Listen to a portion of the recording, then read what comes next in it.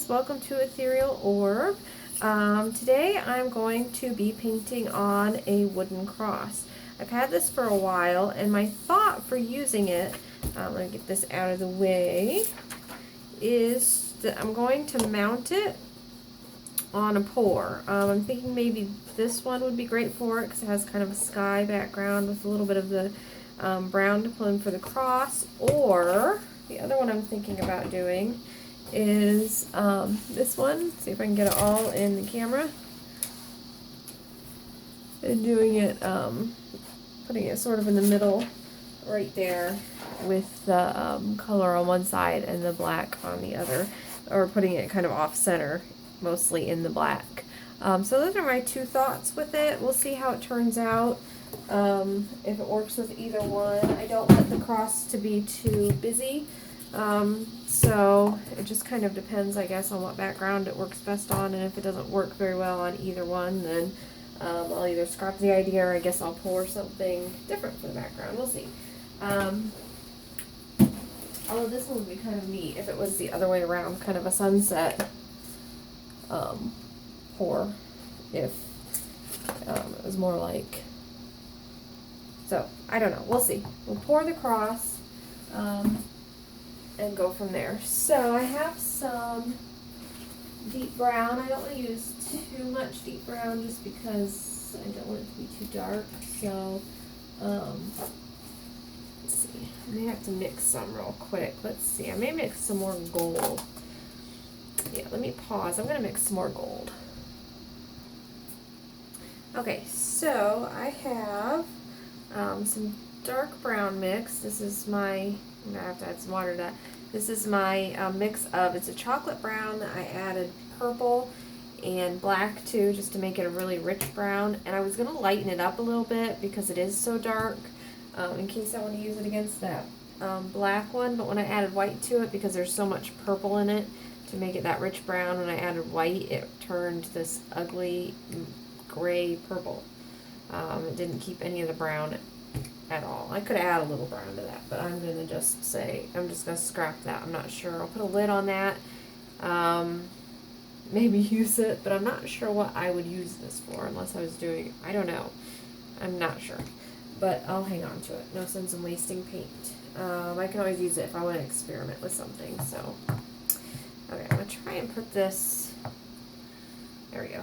And I have some gold. This is antique gold that I mixed with a little metallic white, just to lighten it up a bit. Kind of wanted it more of the natural wood tone. I have a little bit of rose gold, and I have some, this is aged copper. So I'm going to go with the metallics and the deep brown. And I will dirty pour probably, but I don't want this to be too busy, so we're just going to see. Like I said, I've never done this before for this purpose. So the other thing is, I did not gesso or paint or prime this at all, which I also did on purpose, because I don't mind if the paint soaks into it and leaves kind of that wood look. I think I would like that. So we're going to see how the paint takes to the natural wood, if it absorbs it, or maybe it won't absorb enough to matter anyway, and I don't know. We're just going to see. So, do a dirty pour, more of a ribbon pour probably, so, I don't know. And I'm not really sure how much we'll need. I don't have a lot of this rose gold. Oops. Let's do the gold. This was aged copper. Some dark brown. Oops, I think I need to add, yeah, this has been sitting here for a little while, so I'm going to add a little water. I love this brown. Not so much with white in it though. It's just very, very rich brown. Okay. Let's put this over here. Don't want too much of that. In fact, I'm going to go ahead and add some of the light gold.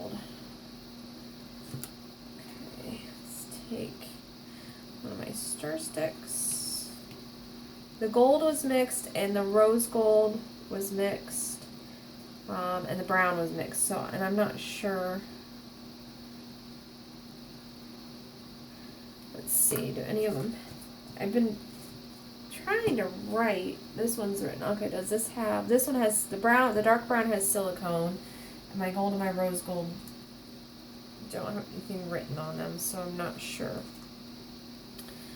if they have anything in them or not. Okay, so let's just start at the top, kind of go around the edge here.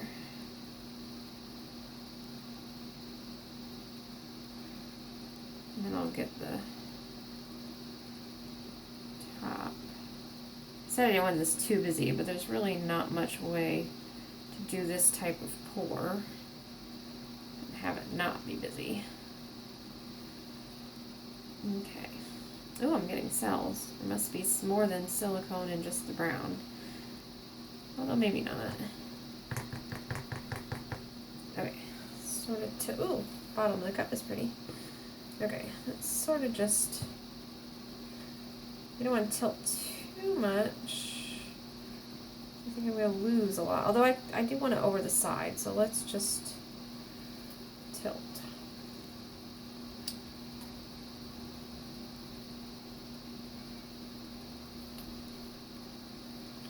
And then I can sort of clean up any areas that it doesn't get to.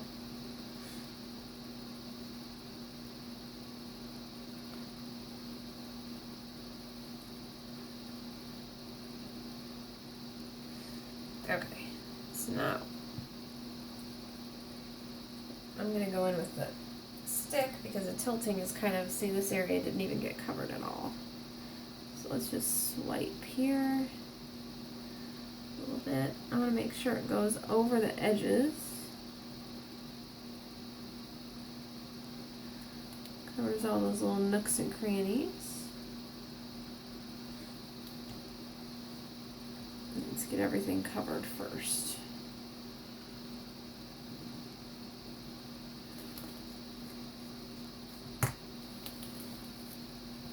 Okay, whoops.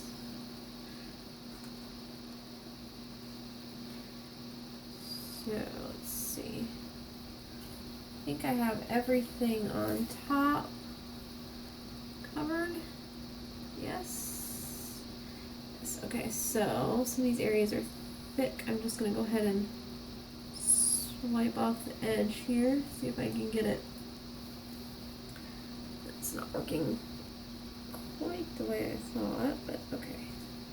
This is a rough edge. It's not sliding off the edge quite as smoothly as I would like.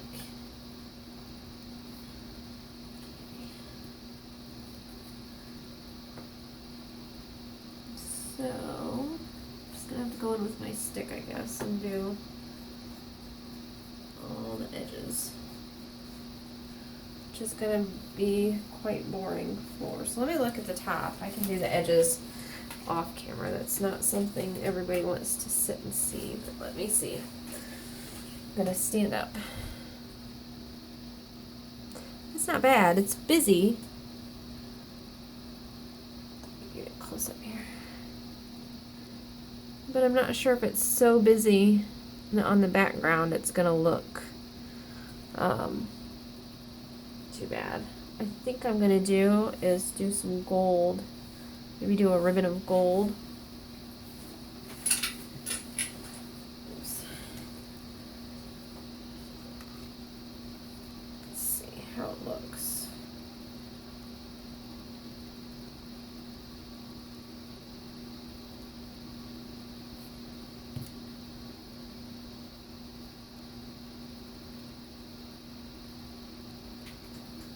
Not liking it. Okay. That's alright. Let's just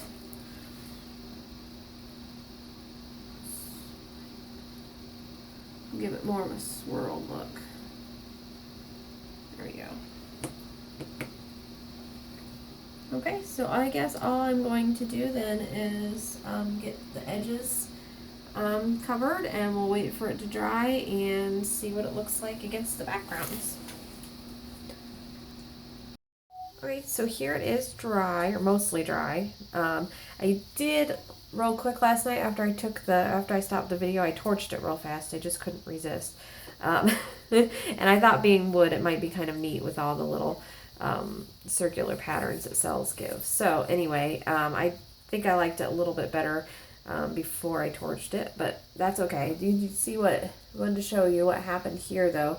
The top piece came separated from the bottom piece, and I'm assuming so much water in the paint just made it pull away. So, and it curved a little bit.